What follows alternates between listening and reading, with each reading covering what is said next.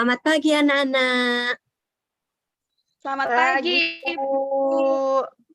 Bagaimana kabar kalian hari ini? Baik, Bu. Semoga selalu diberikan kesehatan ya anak-anak. Tetap semangat ya anak-anak walaupun pembelajaran masih dilakukan secara daring. Hari ini kita akan belajar tema 2, subtema 2 tentang berhemat energi.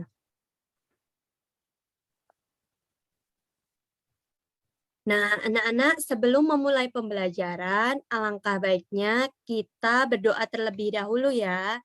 Siapa yang mau memimpin berdoa?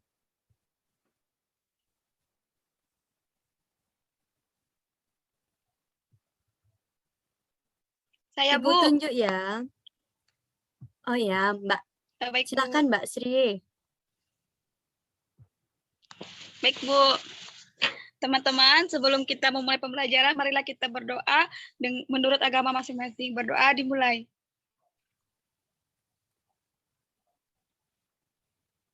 Berdoa selesai. Terima kasih Mbak Sri sudah berani memimpin doa teman-teman. Ibu kasih 2 jempol buat Mbak Sri.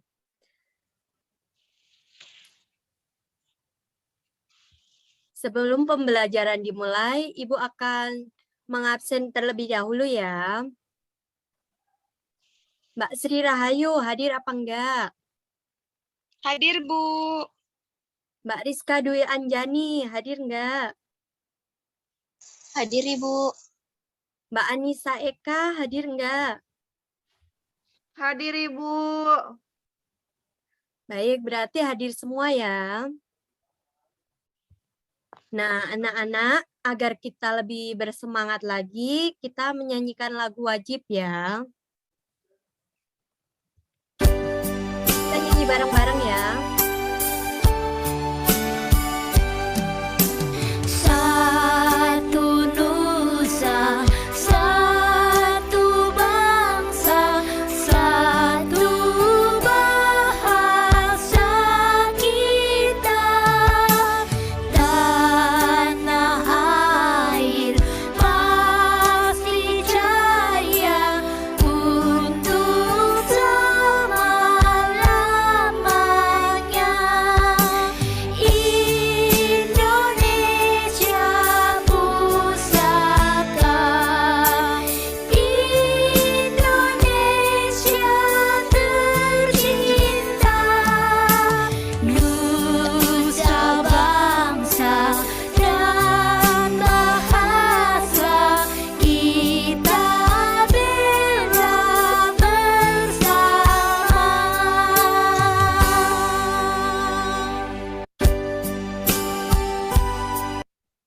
Terima kasih anak-anak sudah mau bernyanyi.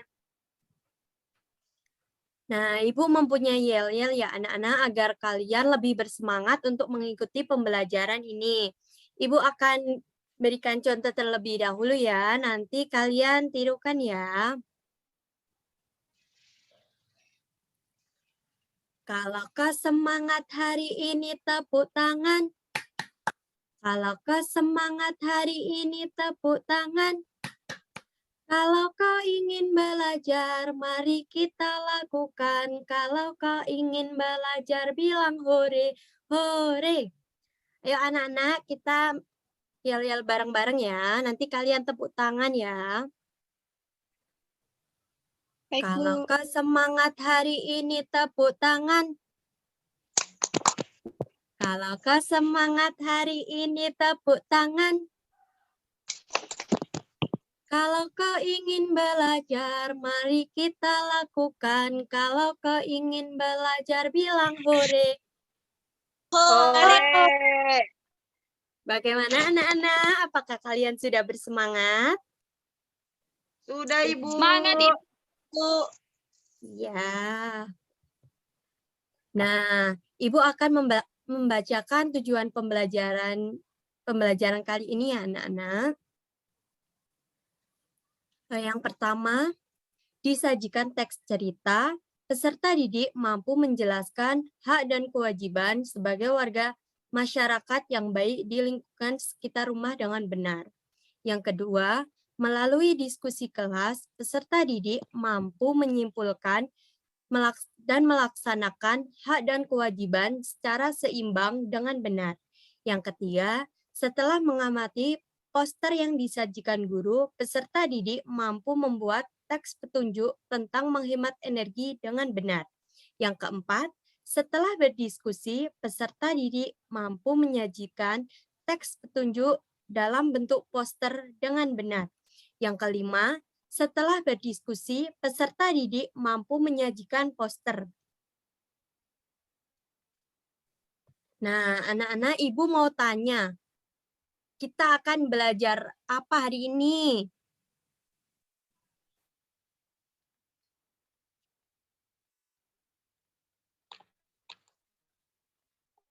Tidak tahu, Bu.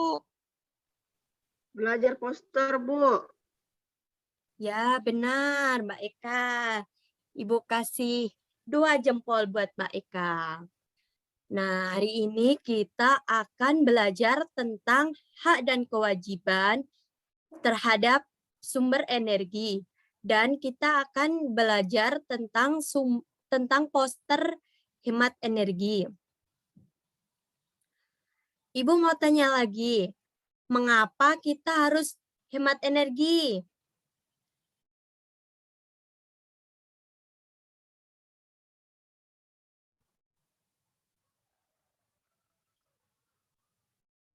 Ada yang bisa Bu. jawab? Saya, Bu.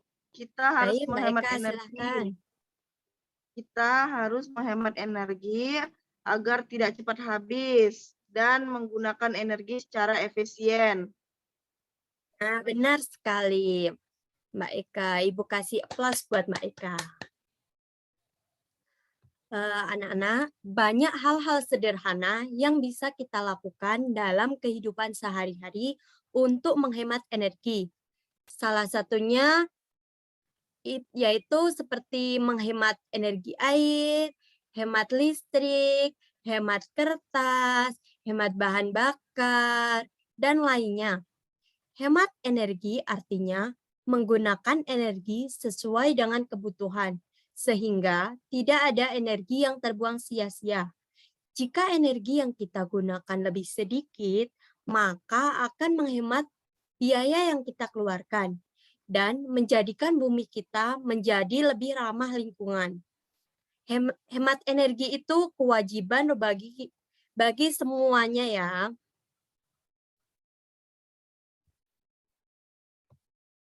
Nah, yang pertama kita akan belajar tentang hak dan kewajiban terhadap sumber energi. Apa sih pengertian hak dan kewajiban itu?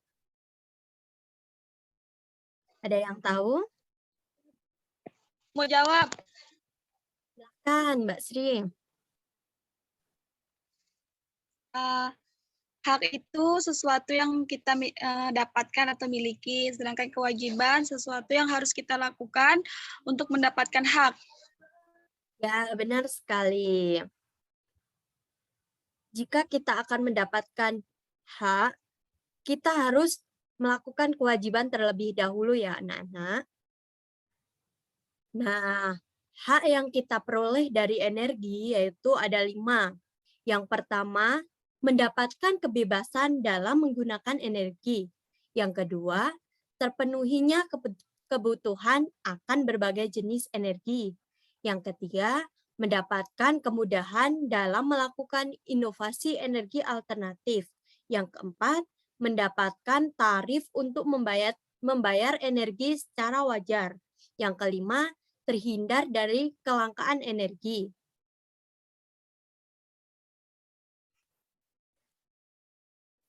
Nah, kewajiban kita terhadap energi itu ada 5.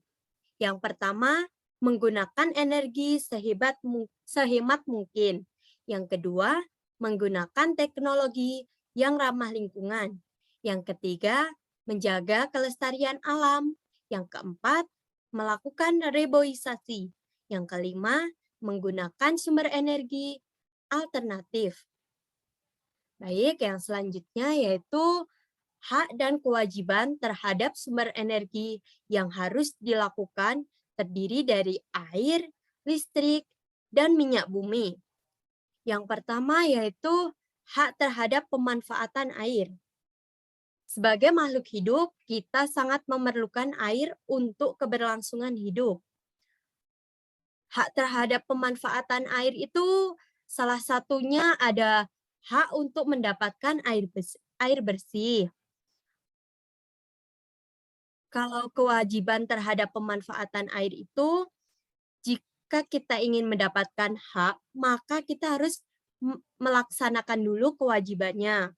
Salah satu kewajiban terhadap pemanfaatan air yaitu ada menggunakan air sesuai kebutuhan, jangan membuang-buang air jika tidak dipakai, dan lainnya.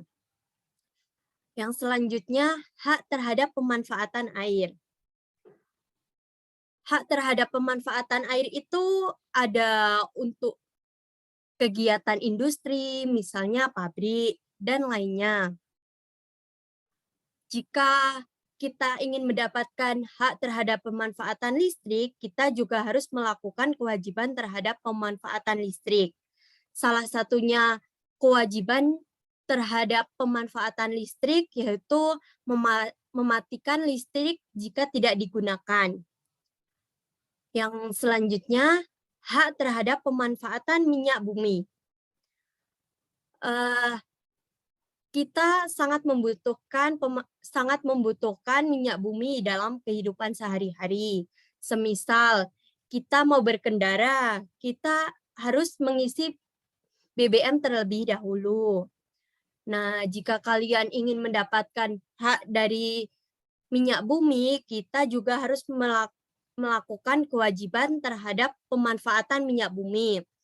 Salah satunya yaitu dengan cara menghemat penggunaannya.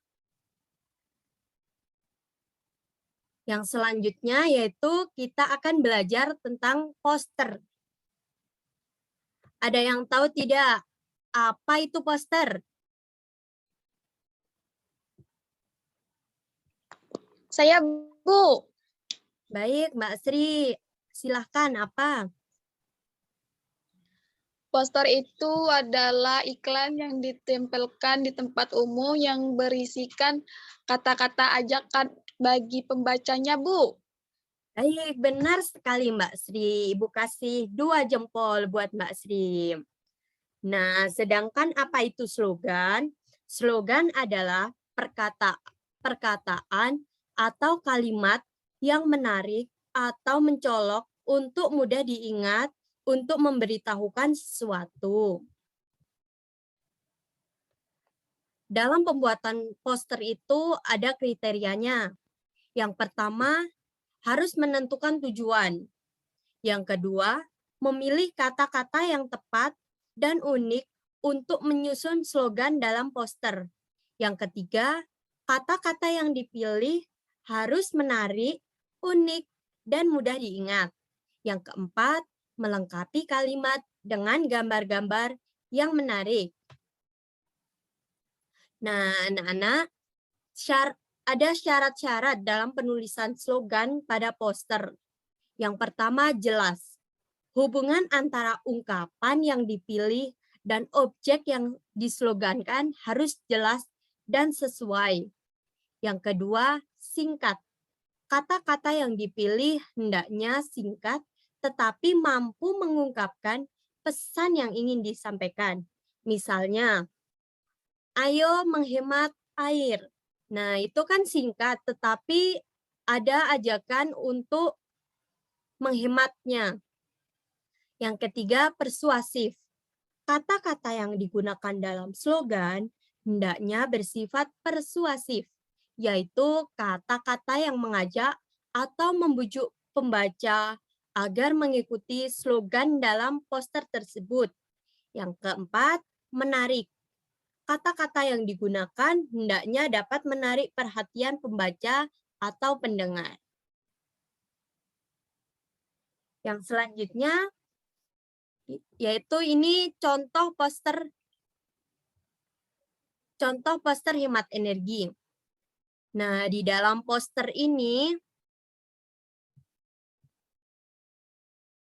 itu terdapat gambar-gambar ya anak-anak. Dari poster ini dapat menghemat air. Nah, salah satunya yang pertama yaitu memanfaatkan air secara optimal.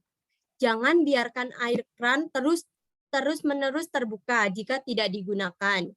Yang kedua yaitu mandi berendam paling boros air. Mandi dengan gayung lebih boros 3 kali. Diusahakan mandi dengan pancuran dan tidak berendam. Yang ketiga yaitu lebih hemat air. Menggunakan mesin cuci dan pakaian jika yang dicuci sangat banyak. Nah, yang keempat, saat gosok gigi atau cuci muka, menggunakan keran wastafel jangan dibiarkan bebas, jangan dibiarkan airnya tuh besar ya. Yang kelima, jika cucian banyak, pakai 3 ember yang digunakan untuk merendam dan menyabun, membersihkan, serta untuk membilas.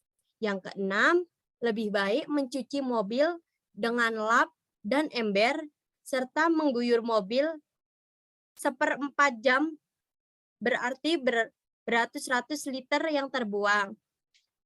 Nah, berarti kalau mencuci mobil itu jangan lama-lama ya anak-anak, karena itu akan membuang air, jadi kita tidak hemat energi air.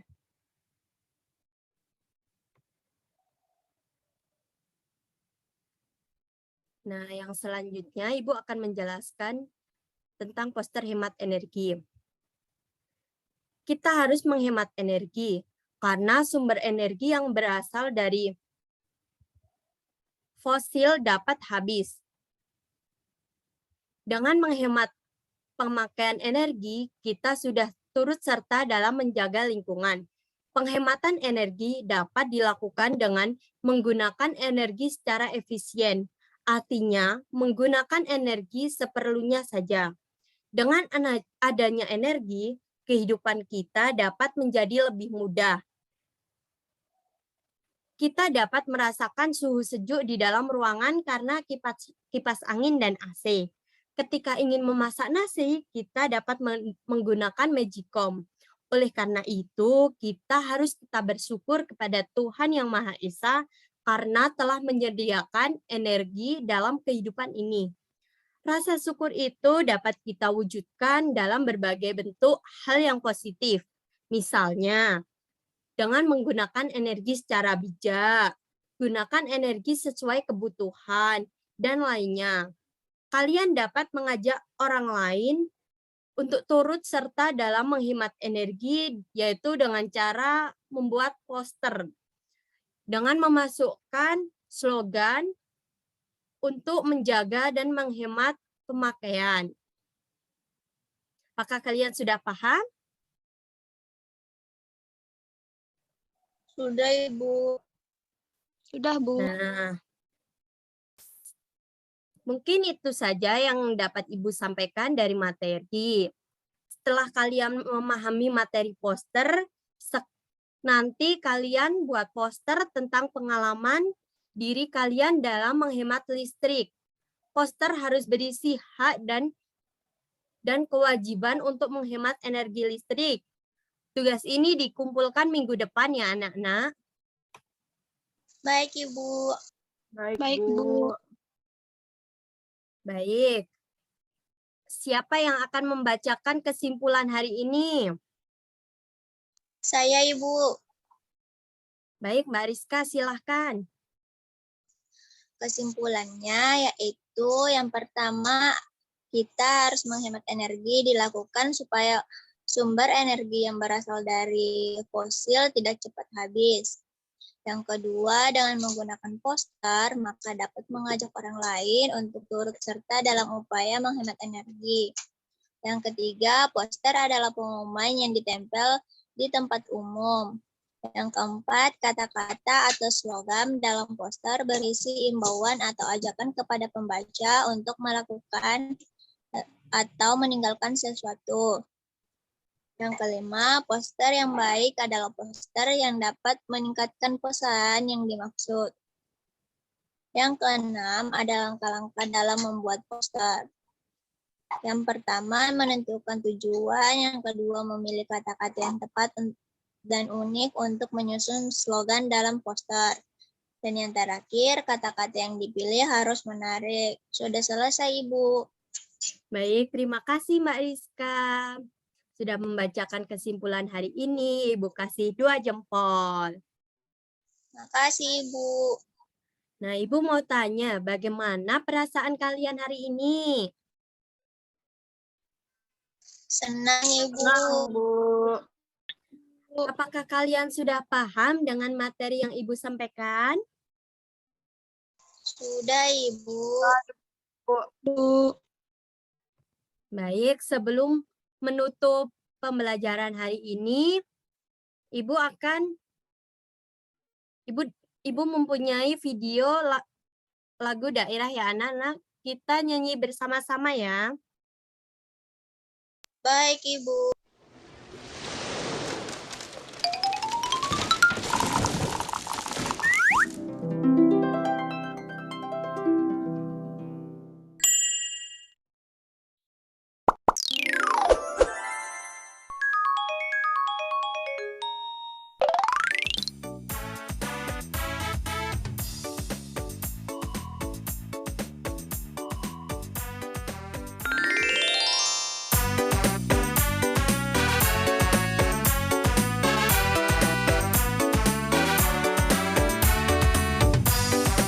Pisang-pisangku belum masak, masak gigi diurung bari-bari, masak gigi diurung bari-bari. Lipak mangga lepok, patah kayu bengkok, bengkok dimakan api, apinya cangcurupan. Bengkok dimakan api, apinya cangcurupan. Nang mana batis kutung, dikit tipi dawang. Nang mana batis kutung, dikit tipi dawang. Parampar pisang, pisangku belum masak, masak gigi diurung bari-bari, masak gigi diurung bari-bari. Lipak mangga lepok, patah kayu bengkok, bengkok dimakan api, apinya cangcurupan. Bengkok Nah, mungkin itu saja ya yang dapat Ibu sampaikan. dimakan api. Anak-anak, sebelum kita tutup pembelajaran hari ini, siapa yang mau memimpin berdoa?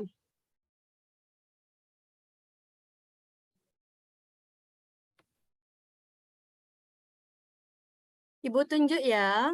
Mbak Anissa Eka, silakan memimpin berdoa.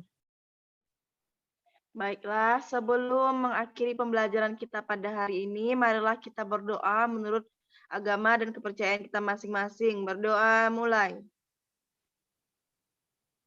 Berdoa selesai. Terima kasih Mbak Eka sudah berani memimpin berdoa.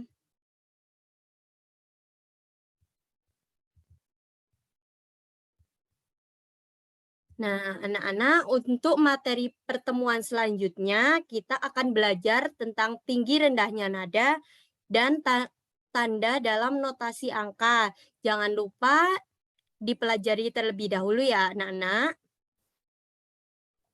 Baik, Ibu. Baik, Ibu. Dan jangan lupa tugas yang tadi Ibu berikan dikerjakan, besok pertemuan selanjutnya dikumpulkan.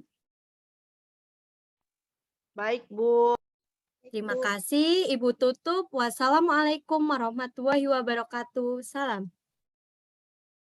Waalaikumsalam, Bu. Waalaikumsalam warahmatullahi wabarakatuh. Pagi, Bu. Pagi juga.